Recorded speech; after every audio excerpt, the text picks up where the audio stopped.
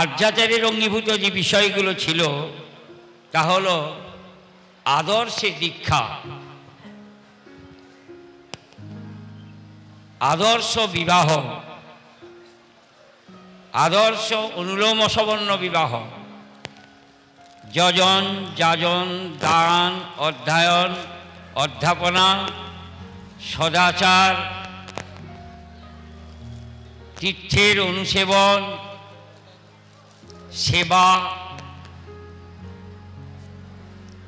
এইভাবে আরও কয়েকটা আছে আর্যাচারের অঙ্গীভূত বিষয়। তার মধ্যে প্রধান ছিল দীক্ষাভিত্তিক বর্ণাশ্রম শিক্ষা। এই দীক্ষা যেদিন থেকে উঠে গেছে সেদিন থেকে এই আর্যাচারের যে শিক্ষা, বর্ণাশ্রম শিক্ষা, আজ আর সমাজে দেখতে পাওয়া যায়নি। মানুষ একরকম ভুলতে বসেছে। আর এই আর্যাচারের অঙ্গীভূত যে বিষয়গুলো যদি শিক্ষার ভেতরে না থাকে, আগামী দিন কোনো পুরুষ জানবে না ব্রহ্মচর্য জীবন কেমন, কোনো নারী জানবে না ব্রহ্মচর্য জীবন কেমন। তার ফলে আগামী দিনে ঘরে ঘরে যে ঋষি, যে দেবতার আবির্ভাব হতো, দেবতুল্য মানুষের আবির্ভাব হতো, সে আর খুঁজে পাওয়া যাবে না। তাই খুব দুর্দিন এসছে যে মানুষ ভালো মানুষ খুঁজে পাবে না।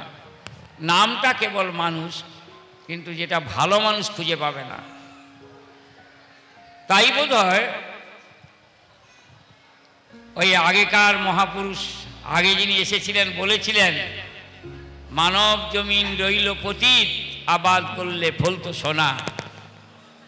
ঠাকুর এসে সেই বাণীটিকে নূতন করে সাজিয়ে বললেন, জীবনচর্যা সবার সেরা, ঈশ্বরই যার প্রধান পুরুষ, সেই চর্যাই তো আসল চর্যা, বাঁচে বাড়ে সকল মানুষ। তাই এই জীবনকে কেমন করে আচরণের মধ্যে দিয়ে উন্নত জীবনের অধিকারী করা যায়, এটা একমাত্র যারা আর্যকৃষ্টি রক্ষা করবার জন্য যুগে যুগে অবতীর্ণ হন, নব দেহ ধারণ করে আজকে আমরা যার পদতলে বসে আছি, তিনি হলেন শ্রী শ্রী ঠাকুর অনুকূল চন্দ্র। এর আগে যারা এসেছিলেন তাদের ধারা ধরে রাখতে পারেনি মানুষ, তাই এই অনাচার ব্যভিচার। দাদা, আমার এক দাদা বলে গেলেন যে নিন্দা গ্লানিতে ভরে গেছে। শুধু তাই নয়, সব থেকে বড় জিনিস, যেমন আমরা একদিকে ভালো মানুষ পাচ্ছি না, কিন্তু আমরা যে বেঁচে আছি এই বাঁচাটাও সুষ্ঠুভাবে নয়। ঠাকুর একদিন বসে আছেন, অনেক মায়েরা, অনেক ছেলেরা, অনেক দাদারা, অনেক জ্ঞানীগুণী মানুষরা বসে আছেন। ঠাকুর শট করে এর দিকে ওর দিকে তাকিয়ে বলছেন, আপনারা কেমন আছেন? আপনি কেমন আছেন? আপনি কেমন আছেন? যেই উঠে দাঁড়িয়ে বলছে দাদা, এই ঠাকুর, আমি সব দিক দিয়ে ভালো নেই। আপনি? না, আমি সব দিক দিয়ে ভালো নেই। আপনি? ভালো নেই। মায়েদেরকে জিজ্ঞেস করছেন, ও মা, তোমরা কেমন আছো? বলছে না, আমি আছি, কিন্তু আমার এই শরীরের এই দিক দিয়ে অমুক। কারো বাড়ির বৌমা ভালো নয়, কারো বাড়িতে তার ভাই ভাই মিল নেই, নানা রকম। কেউ যে ভালো পুরোপুরি আছি কেউ বলছে না। ঠাকুর হঠাৎ করে আঙুল বাড়িয়ে বলছে, এই ওই মাটাকে ডাকতো। ওই মাকে ডেকে বলছেন, তুই কেমন আছিস? ও মাটা ছিলেন আমেরিকান লেডি। আমি কিন্তু কোনো বাঁধিয়েটা নিয়ে বলছি না, যে দীপরক্ষী গ্রন্থতে আছে। ওই আমেরিকান লেডিকে জিজ্ঞেস করছেন, তুই কেমন আছিস? ও বলছে, আমি সব দিক দিয়ে সুখী, শান্তিতে এবং আনন্দে আছি, আমার কোনো দুঃখ কষ্ট জ্বালা যন্ত্রণা বলে কিছু নেই। তখন ঠাকুর বলছেন কি করে সম্ভব? তুমি সব দিক দিয়ে ভালো আছো বলছো, কি করে সম্ভব? তখন ও মাটি বলছেন যে মাই হাজব্যান্ড ইজ মাই গুরু, আমি এইভাবে চিন্তা করে চলি বলে আমি ভালো আছি। ঠাকুর সঙ্গে সঙ্গে এতক্ষণ মুখটা মলিন ছিল, খুব আনন্দ সহকারে উৎফুল্লভাবে বলে এই খাঁটি কথা বলেছে। ও বলছে মাই হাজব্যান্ড ইজ মাই গুরু, বলছেন আমার হাজব্যান্ডকে আমি গুরুর মতো ভাবি, তাই আমি ভালো আছি। ঠাকুর বলছেন তাহলে আর্যকৃষ্টি রক্ষা হবে একদিন। এই এমনতর যে মা ভাবতে পারে মাই হাজব্যান্ড ইজ মাই গুরু, তারাই আর্যকৃষ্টির রক্ষা করার মতো দেবতুল্য ঋষিতুল্য মানুষকে আবার পৃথিবীতে আনতে পারবে। আজকে কিন্তু এই কথাটি ভাবার মতো মা পাওয়া একটা বড় অসম্ভব হয়ে দাঁড়িয়েছে। কারণ মায়েদের মধ্যে একটা প্রতিযোগিতা এসেছে যে আমরা পুরুষের সমান। হঠাৎ ঠাকুর একজনকে বলছে দাঁড় করিয়ে, বলছেন হ্যাঁ গো তুমি রাজনীতি করো? নাহলে হ্যাঁ।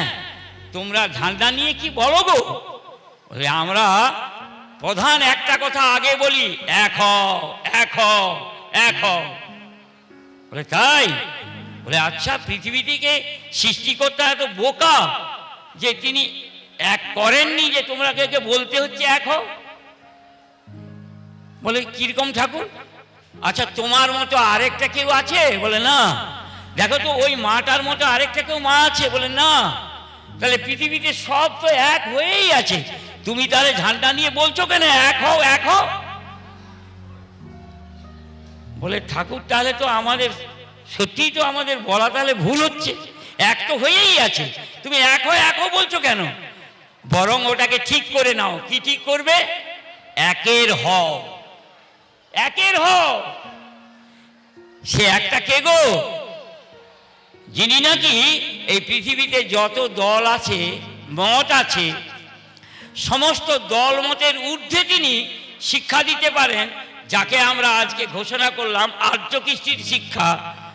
তিনি হলেন এক এবং অদ্বিতীয়। আজকের দিনে দাঁড়িয়ে আমরা তার নাম ঘোষণা করছি শ্রী শ্রী ঠাকুর অনুকূল চন্দ্র। এর আগে যত পরিপূরণকারী পুরুষোত্তম এসেছেন তারা যা দিয়ে গেলেন সে যুগে ঠিক, কিন্তু এখনকার যুগে সে ধারার নিয়ম ধরা নেই। তাই সেই ধারাকে ফিরে আনতে গেলে আবার নতুন করে আমাদের সবাইকে একের হতে হবে। তাই বলতে হবে একের হও। এই একের হও এই কথাটি যখন মানুষ বুঝতে পারবে, তখন তিনি যা বলবেন তাই যখন আমরা করব। এই আর্যকৃষ্টির ধারা যাকে বলে নারী জীবন কেমন, পুরুষের জীবন কেমন, আমরা পূর্বে জেনেছি যে প্রতিটি নারী পুরুষের প্রথম জীবন যেটা, সেই প্রথম জীবনটাকে একেবারে 25 বছর পর্যন্ত বলা হয় ব্রহ্মচর্য জীবন। জন্ম থেকে 25 বছর পর্যন্ত ব্রহ্মচর্য জীবন। এই ব্রহ্মচর্য জীবনে প্রধান জিনিস হলো মানুষের চরিত্র গঠন। এই চরিত্র গঠন করবার জন্য শ্রী ঠাকুর তার একটি ছড়াকে স্মরণ করে দিয়েছেন। এটা পূর্বে ঋষির ছড়া, এটা কিন্তু আগের মহাপুরুষের কথা। তিনি নবরূপে এটা রূপ দিয়েছেন। বলছেন গার্হস্থ্যের আগে সর্বাগ্রে ব্রহ্মচর্য ধর, চরিত্র সংযম করি শক্তি সঞ্চয় কর। তারপরে বলছেন অক্ষয় সে দাম্পত্য প্রেম চিরস্থায়ী হবে, বসন্তের চিরমধু চিত্তে আটা রবে। তাহলে আগে মানুষের ব্রহ্মচর্য জীবনের চরিত্র গঠন দরকার। এই চরিত্র গঠনের জন্য কি কি বিষয় দরকার হবে? তার প্রধান বিষয় কিন্তু একটি বিষয়, যেটা নাকি আজকে মানুষ এত পিশাচ হয়ে গেছে, মানুষকে মারতে দ্বিধাবোধ করে না, খুন করতে দ্বিধাবোধ করে না, দ্বন্দ্ব বিচ্ছেদ করা তাদের একটা সহজাত সংস্কার হয়ে দাঁড়িয়েছে। একটা বিষয় মাত্র হারিয়ে ফেলেছে বলে। কি বিষয়? ঠাকুর একটি 2 লাইনের ছড়া দিয়ে বলছেন শিক্ষাতে আন শ্রদ্ধা সুর, দৈন পিশাচ কররে দূর। তাহলে শিক্ষার ভেতরে এমন একটা বিষয় তুলে ধরলেন আজকের পুরুষোত্তম শ্রী শ্রী ঠাকুর অনুকূল চন্দ্র। বলছেন শিক্ষাতে আন শ্রদ্ধা সুর, দৈন পিশাচ কররে দূর। এই যে দৈন দশা, এখন মানুষ কিন্তু বলছে দাঁড়িয়ে এত পাকা বাড়ি গাড়ি, অনেক ধন দৌলত, পোশাক আশাক কত উন্নত হয়েছে বলছে, কিন্তু দৈন দশা ভেতরে থেকে গেছে। দেখেন না এই দৈন দশা, যে মানুষের মধ্যে দৈন দশা দেখা দিয়েছে তার প্রমাণ প্রত্যেক নেতা যখন তারা সমস্ত দায়িত্ব নিচ্ছে তখন বলছে তাহলে আমাদেরকে দিতে হবে এদেরকে। তাই দেখুন সব নেতারা বলছে আমরা এই দেব, আমরা এই দেব, এই দেব। কিন্তু একটু আগে বা এর আগে আমরা শুনেছি এখন মানুষ সব দিক দিয়ে উন্নত হয়েছে, গাড়ি বাড়ি রাস্তা পোশাক আশাক সব দিক দিয়ে উন্নত হলো, তাহলে দিতে হবে কেন? প্রত্যেক নেতারা তারা দিতে চাইছে, তার মানে তারা কি বুঝেছে আমরা সব দৈন দশায় পড়েছি, তাহলে দেবে কেন? ঠাকুর অনুকূল চন্দ্র বলছেন পৃথিবীতে যখন দেখবেন মানুষকে দেওয়া শুরু করবে তখন তার দৈন দশা আরো বাড়তে থাকবে, কমবে না। এই জন্য দেখবেন এত শিক্ষিত মানুষ সবাই কিন্তু প্রায়ই বলে দিতে হবে দিতে হবে দিতে হবে, কিন্তু কোথায় দেবে, কিভাবে দেবে জানা নেই। পিছিয়ে আসুন, পিছনের দিকে চলে যান।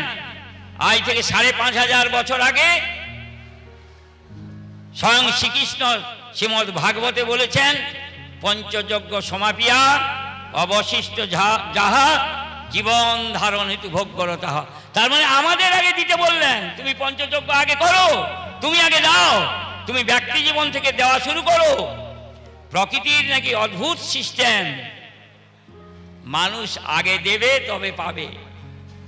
তাই ঠাকুর বলেছেন দিতে যে পারে না পাওয়া তার ঘটে না, তাই দিতে হবে।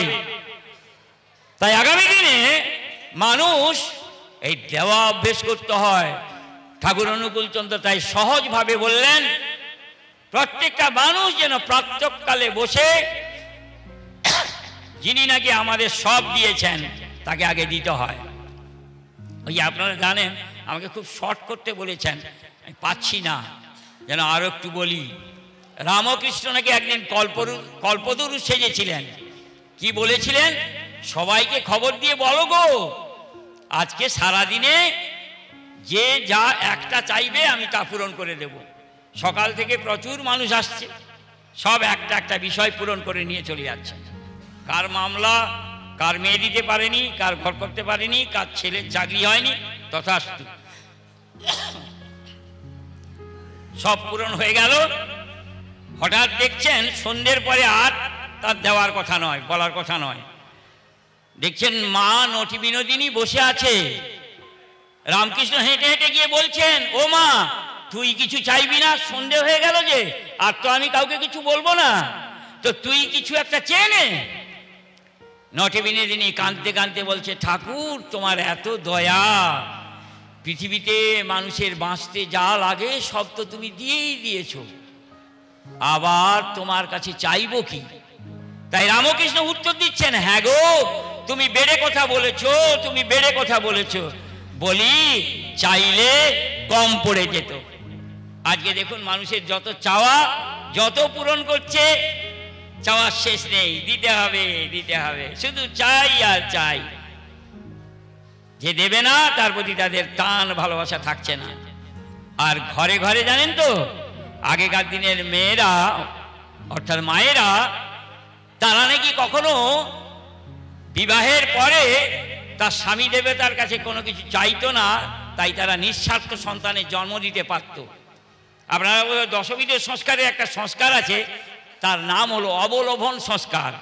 অর্থাৎ বিবাহের আগে থেকে তার ছোটবেলা থেকে যেমন মা বাবার কাছে ওই না চাওয়ার উপর পেয়ে আসবে, আবার বিবাহের পরে তার স্বামী দেবতার কাছে কোনো তার সুখ সুবিধার জন্য কিছু চাইবে না।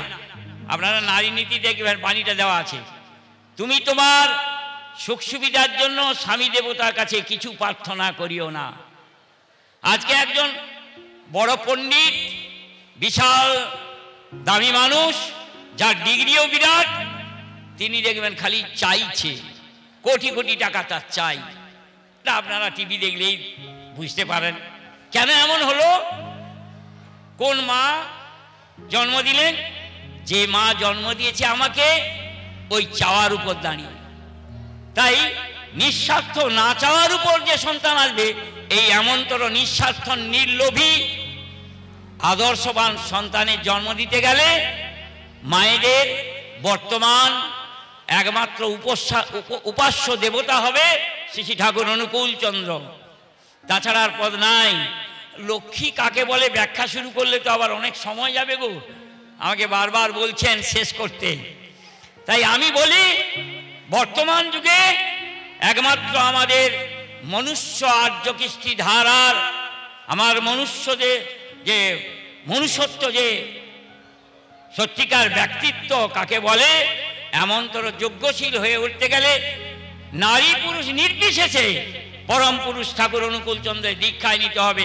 আগে কোনো মহাপুরুষের নেওয়া থাকলেও বর্তমানে তার ধারায় মেনে নিতে হবে, তার ধারাকে মেনে নিতে হবে। কারণ পূর্বতনের ধারার উপর দাঁড়িয়ে তিনি এসেছেন পরিপূরণকারী, তাই তাকে মানতে হবে, তাকে গ্রহণ করতে হবে। তাই দীক্ষায় দীক্ষিত হয়ে নিজের জীবন, অপরের জীবন গড়ে তোলার জন্য ব্রতী হয়ে উঠুন।